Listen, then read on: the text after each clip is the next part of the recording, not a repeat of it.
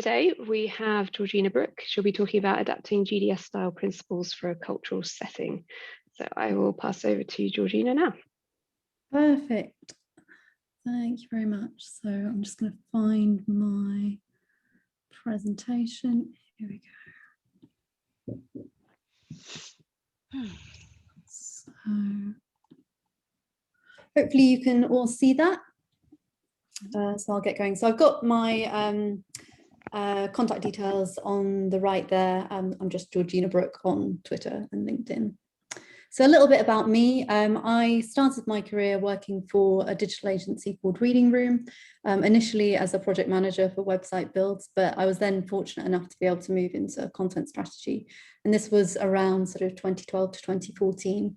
And at that point, one of the clients that Reading Room got to work with was the Government Digital Service. And so this was at the point at which Sarah Richards was head of content at Government Digital Service and was really getting off the ground a lot of the agile project processes, the style guide, a lot of the ways of working that are now kind of baked in and celebrated and have kind of developed a content design sector really around them since then. So it was really inspiring and quite formative to work with her, albeit for a separate agency, on the initial transition of pages to gov.uk. I then got a job. I got the opportunity to kind of own those principles, because whilst it was great working for Government Digital Service, it wasn't like I was managing the content strategy from the ground up. I was working within a pre-existing framework and design. But then a job came up at the Ashmolean Museum in Oxford, and I think the job title was project manager and content creator. Essentially, they wanted someone to partly project manage a new website that was being built and a new content management system that was being developed from scratch. But they also wanted someone to come in and build them a content strategy from the ground up, which involved looking at every page of their website and also upskilling their staff, because this was a temporary post. So there was no good me coming in and creating a content strategy for them and then disappearing, and no one on the ground being able to kind of evolve content from there. So it was important that I also had a kind of digital transformation component to my role. So that project was deemed to be pretty successful, and I was then asked to run exactly the same project for the 4 other visitor attractions that are also owned by Oxford University, which are these ones. Again, that was all temporary, fixed term bits of work, and I now work in the Northeast as a content strategist for an agency called One Further, which specialises in digital consultancy in the cultural sector, and I head up the content component of that. So the rest of the business looks at things like usability and analytics and website performance on a more kind of technical level. So I like to start content strategy presentations, particularly when I'm presenting to people that don't know a huge amount about content, with this brain traffic quad. This is the original brain traffic quad rather than the subsequent one, which I think landed in 2016, 2017. And what I like about the original one is when people, and particularly people that don't work in content, think about web content, they think about the components on the left. They think about substance and structure. So what am I going to write and where am I going to put it? But I think 50 or at least 50% of the success of your content is to do with your people components, your workflow and your governance. Who's the page owner? Who's looking after the KPIs? Who's evolving this bit of content? And I like to think about content strategy as a discipline, as part science. And, you know, I'm sure a lot of you are already aware of the kind of techniques and the more technical sides of content development, but it's also an art. It's about going into a culture that you're not familiar with and adapting the tools and processes that you've learned as a process to the culture that you find yourself in. So really what I'm talking about from this project is how I took the principles that I was familiar with from Government Digital Service and evolved them for a cultural setting. And at the end, I'll reflect on some of the kind of key ways I think that this was different from what I'd experienced in working with gov.uk content. So the agenda for my talk is really simple. It follows the project process that I used when working for the Ashmolean. So I'll talk firstly about user research techniques that I used, just some that I found particularly pertinent. I'll then talk about building up an information architecture and differences there between building a sort of navigation and a user interaction behavior from scratch, as opposed to what I've been doing at gov.uk, where you're working within an existing predetermined framework a lot of the time, and particularly a predetermined design.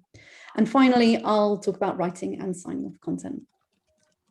So I could have mentioned many different research techniques here, and I'm sure everyone will have their own favorites, but I'll run through these ones which I found particularly valuable in this project. So content audits, I really like to start projects with a content audit because it gave me a really good sense of the shape of the project as a whole. And I'm sure everyone will do content audits slightly differently, but here in columns A and B, you can see I've got my existing pages. So this was the Ashmolean site at the point at which I started the project. And then I've got my data, and I've chosen here to look at page views, time on page, bounce rate, and exit rate. And as I'm going through looking at these pages, I'm using a traffic light system to highlight pages in the hierarchy that are performing particularly well or particularly badly relative to their position in that hierarchy. And over time, that allowed me to build a picture of pages that were, or sections of the site rather, that were particularly baggy. So for example, in the Ashmolean site, they had all of these archive, exhibition, event and ticketing pages, which were obviously redundant as soon as the exhibition closed. So that was a big section of the site where I could quite quickly say, okay, I'm just going to cull all these pages and create a bit less clutter in the sort of pages that I'm working with. But then conversely, I remember we were getting about a third of the total page hits to the restaurant page, but then there was no decent content there. There was no pictures, there was no menu. You weren't able to book online at that point. And so the time on page was really low, the bounce rate was high. And so from this initial content audit, I got a sense of where I was going to have to build content up from scratch and invest a bit more time creating content and commissioning new photography in that sense. Content audits are really, were also a really nice way to start, because it meant that when I came to do my internal interviews, I could start those conversations with a bit of data behind me, which was pretty useful.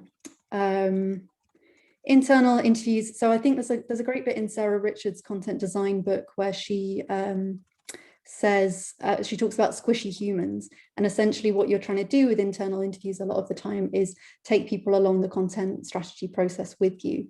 So this is essentially what I was trying to do at the beginning of this process, was come to understand the stakeholders I was working with and get a sense, for example, of how differently to take people along the journey coming from a commercial point of view, where they were going to want a lot more sort of charts and conversion data compared to, for example, the senior keeper of antiquities, a very kind of senior old school academic that was going to want a sort of sign-off process and a kind of logical argument in a very different way to your kind of heads of commercial.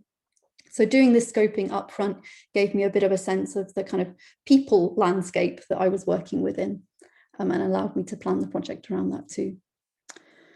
So just as important as internal interviews were external interviews. I think there's a trap that certainly people in the museum were quite able to fall into, of thinking that you go into your external interviews expecting the answer. So go in talking to potential visitors and say, oh, what should we put on our homepage? What's the most important thing? And I think I'm reminded at this point of a quote, an apocryphal quote by Henry Ford, who said, if I'd asked my customers what they wanted, they would have said faster horses. And I think what's interesting about this quote is he's not saying, I didn't know what people wanted. He's saying, effectively, I understood what people were after, which was comfort, speed, efficiency.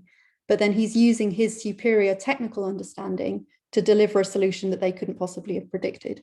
And I feel like as content designers, that's our role too. So we should go into external interviews, not expecting them to define what our new website should look like, but to give us a sense of what role this website plays in their day-to-day environment. So in the context of the Ashmolean, how people felt about the museum, and in which scenarios they might land on the Ashmolean Museum website. So at this point, I began trying to sort of segment my users, and there's all sorts of different museum-specific segmentation models. But I wanted to step away a little bit from that and focus more on particularly website user journey focused segmentation. So here I've gone for browsers, followers, searchers, and researchers. And this worked quite well within the culture of the museum, partly because it wasn't that dissimilar to a framework which is swimlers, paddlers, and divers, which a lot of museum people were familiar with because it's a model that's used for in-gallery interpretation. So if you're writing object labels, there's this idea that you want to cater, most people are going to want, swimmers or browsers are going to want a high level of quite superficial information. And then a minority of people are divers and will want quite specialist information. So these were the kind of persona segmentation models that we went with in the end. And then we got a design agency to work up some personas for us. I think if I was doing this project again, I'd make these personas a bit more robust by bringing in data that had come up elsewhere in our research activities. So by putting in keyword data and whether this user type was more likely to come from mobile, what acquisition channel, whether they were going to come from social media or from direct traffic, and make them a little bit less sort of fictitious and random in that way. I don't myself find personas all that useful for writing content, but they were useful for getting people that weren't used to writing in a user-centric way, and by default would write for a user that looked and sounded like them, to think about other types of user needs. So at this point also, I would start formalizing user stories. When I was doing my external interviews, every time I found a scenario in which a member of the public would land on the Ashmolean Museum website, I'd formulate that into a user story and then put that in my, either in my content audit against the sort of corresponding page on the existing site navigation, or in my emerging navigation specification for my new navigation, as it were. So this second part of the talk is all about how I went about building up the navigation, which was something that I hadn't had to tackle at gov.uk, partly because I was working at a lower level effectively there. So I wasn't having to build up a whole site section, but also, it wasn't like I was head of content or anything. I wasn't having to define the overarching structure and where subpages lived within it. So I've got a bit of a love-hate relationship with card sorting, which you probably are familiar with. But in the pre-COVID days, a popular or sort of touted method of testing your navigation was card sorting. And the idea here was that you'd write the page name of all of the pages on your site on a card, and then ask stakeholders to sort those cards into groups. And I feel like this is also an area where it's quite easy to fall into the trap of, particularly if you've got difficult stakeholders, of saying, okay, work out what navigation structure you want, and that'll be the answer. Whereas, as with the sort of Henry Ford point, I don't think card sorting is ever going to do that. As a content designer, you have the superior knowledge and expertise to come up with that navigation. However, I think card sorting was really useful with a group of stakeholders for the kinds of conversations it elicited, and for challenging the sort of received wisdom of, why are we changing the structure that we've got? The card sorting exercise helped validate that there were problems with the existing navigation. There's a difference between open and closed card sorting. Open card sorting is when you ask people to group contents and then supply category names on top of them, and closed card sorting is when you've got a fixed level of categories and ask people to sort content within that. What I found when I've run card sorting exercises before is that people find it very easy to sort like with like. So if you've got the names of all of the researchers in your department, people can very easily group all of those together. But it's much more difficult within the context of this exercise for people to reinvent a content strategy from the ground up. And people also tend to try and remember what's on the existing site, which is sort of counter to what the exercise is trying to achieve.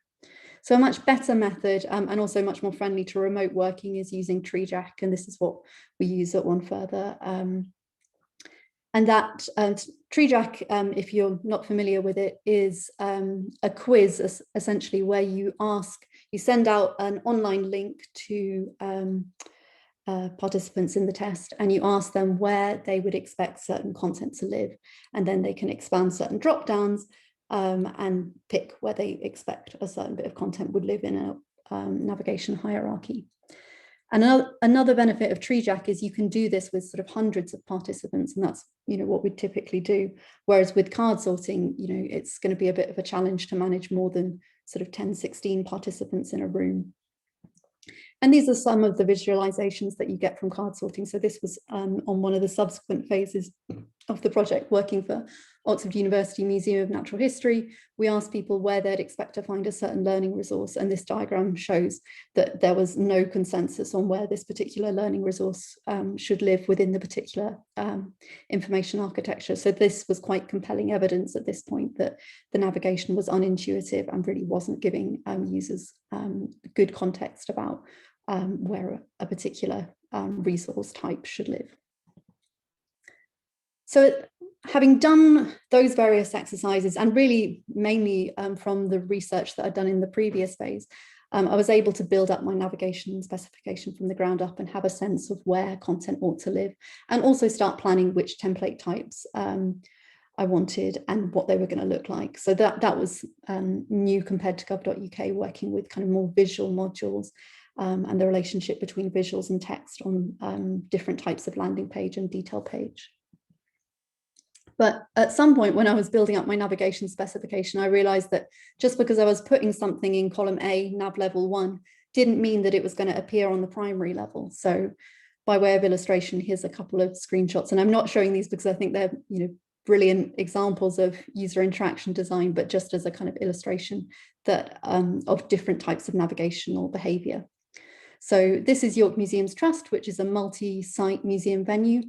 And along the top, they've got various, they've got all of the different sites that you can visit that make up York Museums Trust. So if you're a visitor, you can quickly dive into the particular site that you're interested in. But then below that, where you can see home, about us, what's on, they've got all of the content that's pertinent to all of their sites. So if you're just interested in doing something cultural in York, you can go to York What's On and see a list of all of the events that are happening across those 5 venues. So that, for the content designer that was working on this particular site, that sort of double navigation structure would have been very useful to have in mind when they were building up the content, because that gives you a sense of the context in which your page is going to be viewed. And it's worth kind of baking into your navigation specification. So this was new for me working at the Ashmolean, because we were building the navigation behavior at the same time. So I was able to have some kind of influence in the kind of behavior that I chose, which also helped me plan the content in the context in which a browsing audience might arrive at it through the navigation. Here's another example from the Royal Academy, and I imagine if you heat match this view, so this is if you hover over the Art and Artists primary navigation tab, you'd get a cluster of activity around search the collection and that image module on the right hand side. So then if I was writing the search the collection page, it would be useful to know that that was how the navigation was structured, and that quite a prominent pathway to the search the collection page was that sort of graphic call to action in the navigation bar. So again, this was the sort of plurality of different design types in something like a museum context was much greater than gov.uk, where you had a fairly sort of limited number of design options to work with. So this just opened up sort of greater levels of complexity when planning the navigation. So I found by this point in the process, everyone was pretty happy. It was all pretty chilled out, but it was interesting that when I came to write content, all of a sudden people started sort of pricking their ears up and getting much more involved and asking a lot more questions about the process as a whole.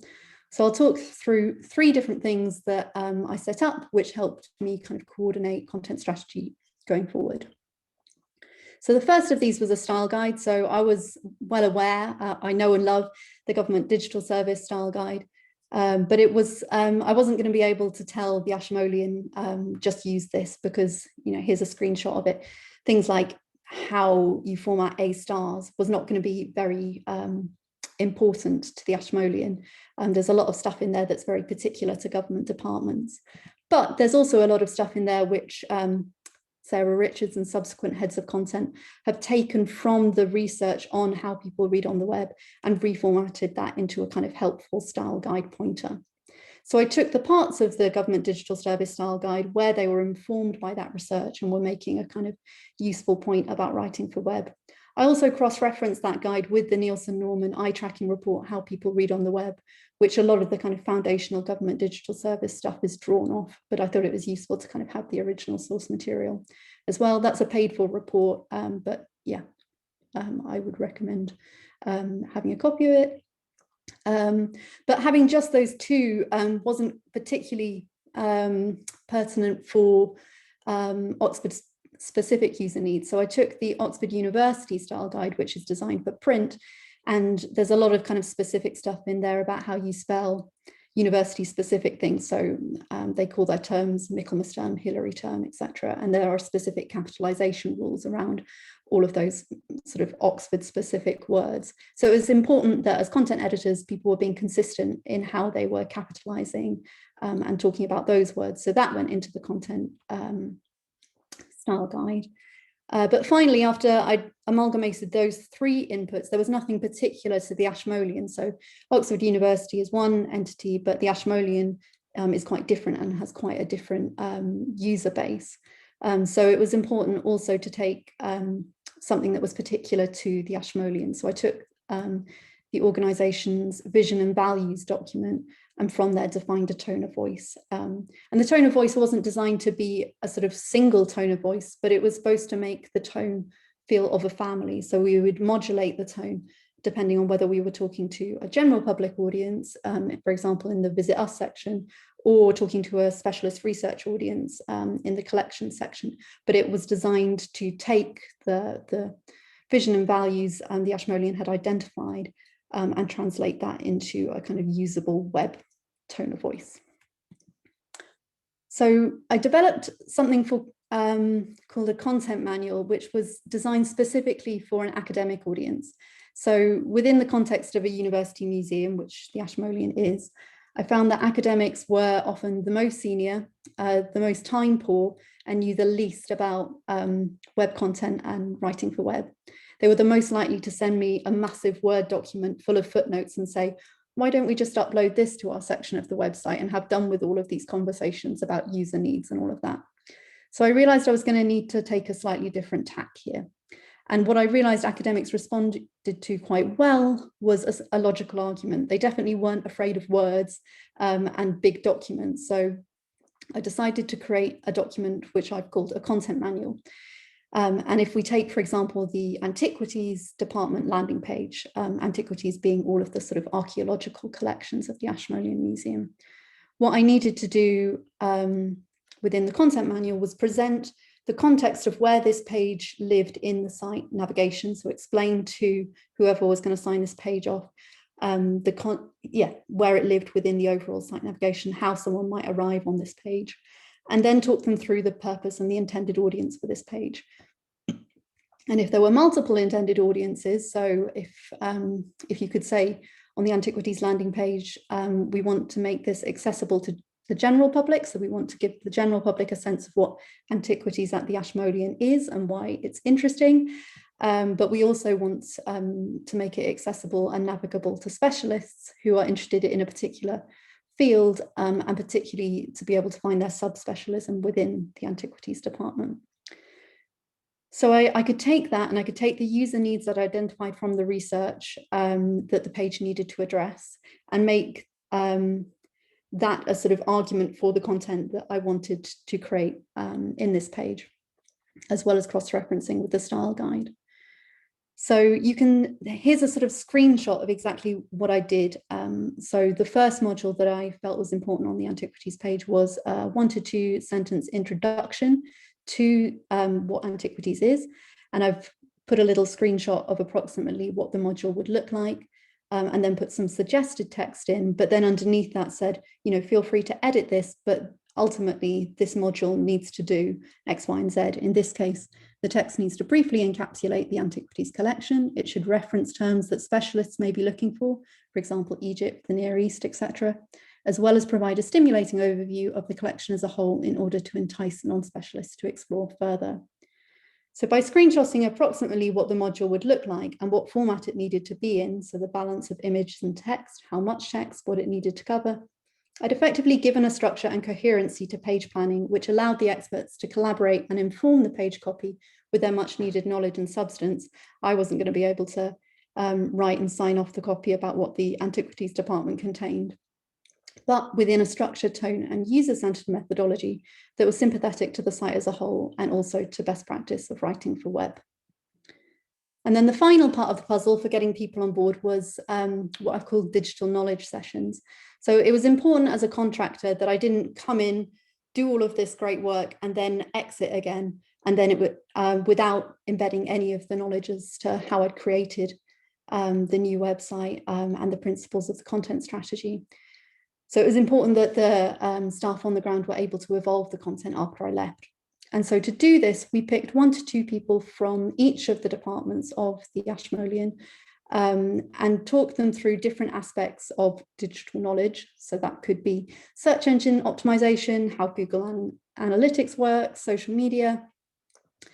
But also we talked them through the website as it was being developed, and they could ask questions and they could feed into questions we were making on prioritizing certain functionality. And that meant that by the time the project was finished, stakeholders across the organization at different levels of seniority felt they had ownership over the ultimate product and had a sense of how the content strategy worked and were able to kind of evolve content and create new pages within that existing infrastructure.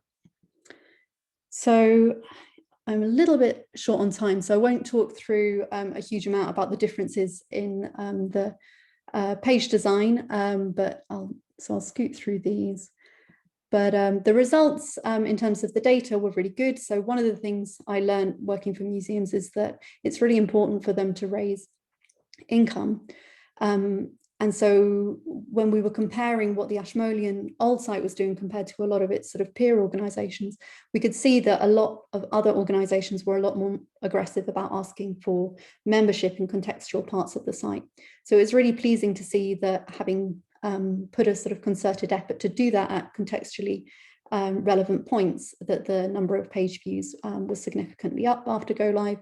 But actually, one of the sort of key money spinners for the museum are filming and wedding inquiries when you're hiring out a large portion of the venue. And prior to this website going live, there were virtually, there was no online inquiries for this content. So we effectively created a new revenue and acquisition stream for this type of profitable content. So I don't think we even advertised that you could book the venue to be filmed on the previous website, and the wedding booking part of the old website was really poor, and it had this sort of lots of broken links and weird internal navigation that didn't always link up, and it was very difficult just to find a kind of contact detail for the relevant person. And this wasn't a one-off, so I've talked a lot about the Ashmolean project, but here are some stats from the Oxford Botanic Garden and Arboretum site, again 50 days after go live, again demonstrable increases in sort of high transaction value parts of the website. So just to reflect and try and recap and bring this all in, I think some of the key differences for me working in the cultural sector was that I was coming across a wider range of stakeholders. So I'd worked with sort of lots of policymakers and perhaps some academics within a government context, but within the museums, it was quite stark, the sort of contrast between you know, the people that book the weddings, the commercial teams, and to sort of very senior, very old school academics. That was quite different. It was a much more image-driven site, so it was kind of interesting to think about creating page templates and having more flexibility in creating image-led templates and allowing people to browse and get information visually. There was lots more user journeys around convincing someone to visit or to donate, and so a lot more about images and testimonials. And there was some informational content, you know, it's important people can find the opening hours and things like that on the website, but there was also a lot more that was less transactional. And it was interesting building the content management system and the design specifications alongside writing the content. So that's it from me. So I'll stop sharing my screen, but it would be lovely to hear from you and any questions or reflections you have. Thank you. That was absolutely fascinating. I always think it's brilliant to really get a deep dive into someone else's project to see like how they do things, and you're like, oh yeah, that's a good idea. Maybe I should do something similar. I have a quick question, if that's right, just to get us started. Because it felt like stakeholder management was quite a big part of the project. And particularly when you were talking about the personas and the card sorting, how perhaps it wasn't all that valuable for you, but it felt like it had a lot of value for them. I was wondering if you could talk a bit more about the stakeholders, and added to that, how did you find having access to the academics if it sounds like they had a very big influence, but not necessarily a lot of time, and it maybe wasn't their sort of project? So I don't know if you just wanted to talk a bit more about all of that. Yeah, sure. No, the academics were pretty interesting, but they were also going to be really key, and they were our kind of subject experts. So I knew I needed to kind of get them on board, but that they were going to be the sort of trickiest to get on board. And we'd have some academics come to more of the sort of workshop type things, so your kind of personas and your card sorting, but it tended to be the more senior academics, the sort of final point of sign off, if you like, for those top level collections pages that were the tricky ones, and also sort of fairly time poor. So they tended to be fairly, very laissez-faire about things at the beginning, but then you start writing content and then they suddenly get quite twitchy. Sorry. Yeah, no, it was definitely interesting working with academics, but I think it was also a good opportunity to evolve some of the processes that I came up with in that framework. So I don't think I would have come up with content manuals and that sort of way of working with prototypes and getting people to input directly into prototypes in the same way without it. Great, thank you. So we've got a question in the chat. So yeah, if people want to put their questions in the chat, and then either I can read it out, or if Meryl, do you want to come and ask your question? Yeah, I will do. Sorry, you probably all heard me coughing. I've got a terrible cold. Thank you. That was really great. I'm from Q, and we've done a very similar thing when we rebuilt our website. Looking at stakeholders, we didn't win everything that we might have won with, we might have liked to change. It'd be interesting to know what internal battles you faced that you really couldn't win, and if you were given it all again, you may have advised them to do differently. Yeah, that's interesting. I think I remember the conservation section. This was typically like another very old school academic. So the head of conservation at the time had this amazing, like massive handlebar moustache. And he gave me this folder of content, like a sort of physical folder. And at the time I sort of thought, this is quite nice. It could do quite well in terms of search engine optimization. There's a lot of stuff that's not particular to the Ashmolean, but about sort of general conservation techniques. And in the end, I sort of thought, well, they've put all of this time in, they've been working on this content for years and years. Maybe it will do quite well. Maybe it's not the worst thing in the world to have on the conservation department page, but it didn't do well. And I think partly because, we hadn't done the same thing with the other collections department. So it was a bit random having this kind of Wikipedia style resource on conservation techniques in the middle of the main Ashmolean site. And so I think subsequently some of the content editors that I'd recruited in the course of the project did away with that section, which I think, and the sort of staff member who'd been so keen on it left. So I think they sort of tidied that section up ultimately and made it more consistent with the other ones. So that's, I guess, when I saw that they'd done that, I was sort of like, yeah, that was probably the decision I should have made in the first place. Thank you. Thank you. Emma Chandler, are you happy to ask your question? Yeah, sure. Thank you. Hiya, I'm from Q as well. I think that's quite a here today. Yeah, I'm interested in the digital knowledge sessions. How did they go? Did people engage as much as you thought they would? Were there any key learnings that you took away from them? Yeah, no, I think I was really surprised at how well they went, actually. So, if I was going to do a project like this again, I'd 100% do them. I actually stole the idea of digital knowledge sessions from a presentation I'd seen from someone at the Jewish Museum in New York. she had done the same thing, because she had this kind of presentation where she said, you know, I originally was a team of 1, and then I made myself, you know, I recruited a team of like 9 through using a similar technique. And I think, you know, particularly as I wasn't permanent staff, it was important to create buy-in, but it was also interesting to think about the website holistically. So by giving people an outline of search engine optimization and a lot of the things that I think, you know, if you're working in tech, you're working in content, you just take for granted.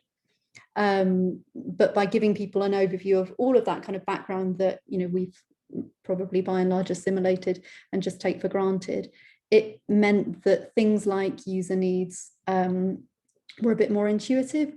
And I think it also, you know, because a website build takes a while. So if you've done sort of 8 months of taking people along the journey with you, by the time it arrives, I think it sort of nipped a lot of potential problems in the bud, and meant that there was quite a lot of buy-in, and felt that people kind of owned the product and felt like they'd had their chance to sort of have their say about anything they didn't think was working. So yeah, I'd really recommend doing something similar on a project, on a web build project.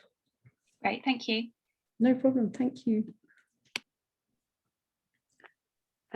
Katie? Yeah, hi, I'm also from Q here. Cool. I just wanted to know how useful it was actually presenting like data and the user research in the negotiations with the stakeholders. So whether that was one of the most powerful tools that you had. In kind of... So I think I thought it was going to be more useful than it was. So I like data a lot, and that's, you know, one of the reasons I think digital content's so interesting. But so I sort of assumed lots of other people would find it interesting too, but that definitely wasn't always the case. But I guess, and I think, you know, particularly with academics, they were less kind of swayed by numbers. Some of them were kind of interested in the fact that you could get all of this information behind the scenes. I think the sort of head person of the Hebridean coin gallery was really interested in all of that kind of more sort of evidence-based side of things. But a lot of the time that wasn't going to be the only thing that won the argument. And I know with like the sort of commercial teams, the sort of wedding hire parts of the website, the sort of raw numbers in and of themselves weren't particularly interesting, but if you could link it to kind of conversion and profit margin, and you could show them a graph going up, then suddenly they became much more interested. So again, it was about kind of weaving the data into a sort of story, and the types of stories different stakeholders were after would kind of differ in different parts of the site, I found. Cool, thank you. Thank you. Eloise?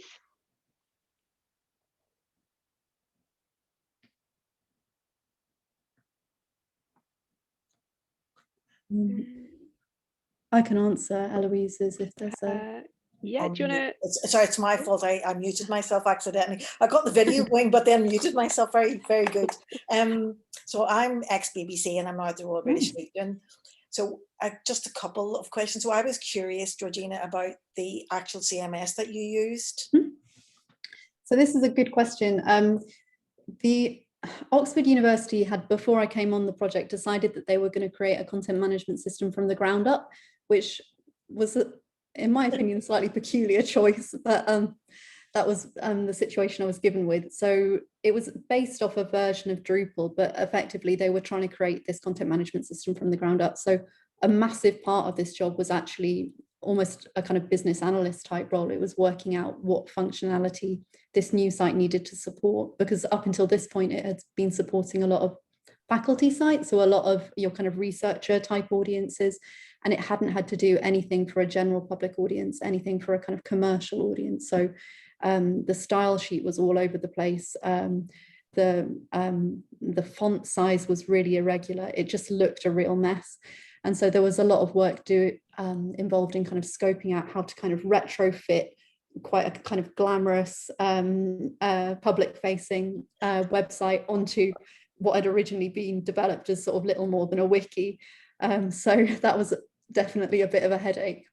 And, you know, still today, when I look at those pages, a little bit of me is like, it could have been so much better if we'd just gone with like WordPress. But, you know, they wanted, I think the rationale was that the sort of pro vice chancellor saw that each year, or well, no, you know, each sort of 5 or 6 years, the museums were pouring an amount of money into an agency, and so she wanted this, you know, senior stakeholder wanted a solution which kept the money within the university. But yeah, it's difficult to create a content management system from scratch. So yes, exactly. that did create some. And I suppose the other thing, with regard to your stats, did you use Google Analytics? Did you use them, or did you use individual stats within the university? No, so we were using Google Analytics, but one of the annoying things that I always find when I'm presenting the results of that report is, you know, like the development site, so where you actually went to make a donation, was on a different Google Analytics account to the main site. So it was impossible at that point, without getting sign off from a department that had no direct oversight with the museums, the central development team, to actually track how many donations we actually got from the new website. So I could see the amount of traffic we'd sent to that site, and I could also, but then it became a kind of black box that, so I couldn't track conversion onto the various other sites that existed within the Oxford University domain, but not within the kind of purview of my boss at the Ashmolean.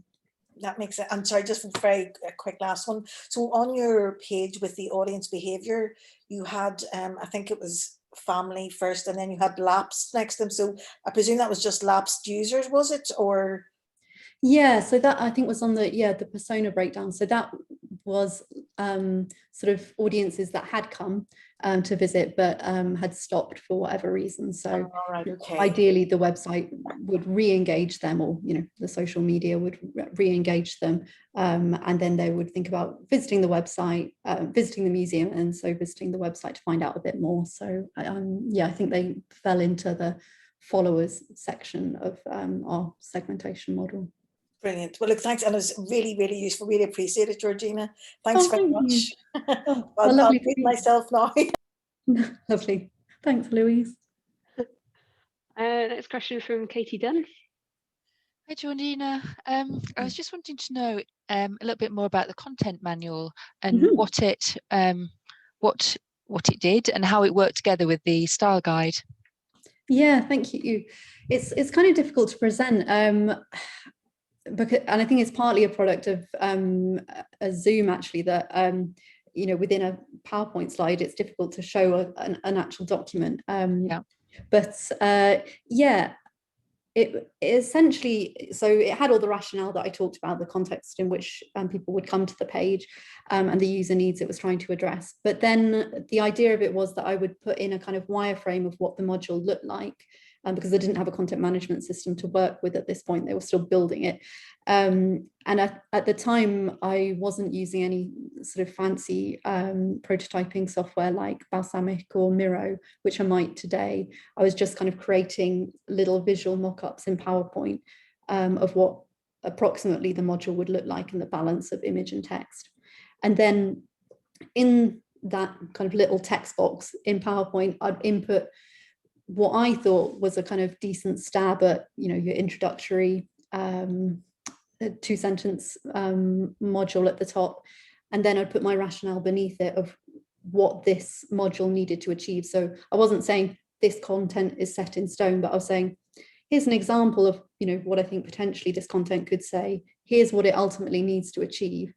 You can edit it, but I don't want 5 paragraphs kind of thing. Right. So then they kind of had a kind of template to work within, if that makes sense. I can share a little example of it, actually, because I've worked it out and put it in the chat. Did you include tone of voice guidance in that bit in the content manual as well? Did that go in the style guide, or where did the tone of voice bit sit? I think I did a bit of both. So I definitely linked to the style guide in the content manual and said, you know, cross-reference any copy you're coming up with this. But then sometimes, particularly, you know, on your academic parts of the site, I wasn't always sure that they would follow that link. So then I would say, okay, you know, your tone of voice for this particular bit of content is X, Y, and Z. Right. Okay, thank you. No problem. I'll see if I can find a sort of draft version of that content manual so you can get a bit more of a sense of it. While we're waiting for that, I have a very simple question. How long did the project take for you? That is a good question. So I think the Ashmolean project eventually took a year, slightly over a year, but actually a lot of that wasn't the content design. A lot of that was waiting for them to build the content management system from the ground up. So I think the content portion of it I could have done sort of quite comfortably in 8-10 months. But then for some of the time it was just kind of waiting for the developers to build the requisite technology into the system. That was the thing that took the real time. And then the subsequent projects weren't as long because a lot of the technology was already in the platform. I can't remember, I think, so in total I was with the Oxford University Museums for about 2.5 years, and that was for 5 websites. So I also got some help with the subsequent ones. So I mean, that seems like a huge amount of work in that short space of time. it was fun, yeah, but you could kind of duplicate a lot of the learning. So if I'd done the Visit Us page for one, I could kind of base the template for subsequent ones on that. So that's a kind of example content manual. I've just given you view only access to that.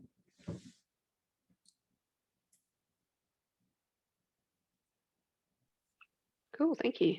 That's very handy. Does anyone else have any questions?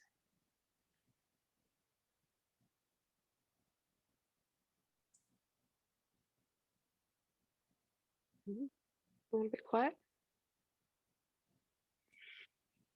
Okay, well, if no one's got any more questions, we'll leave it there. Thank you very much. Thanks. Excellent.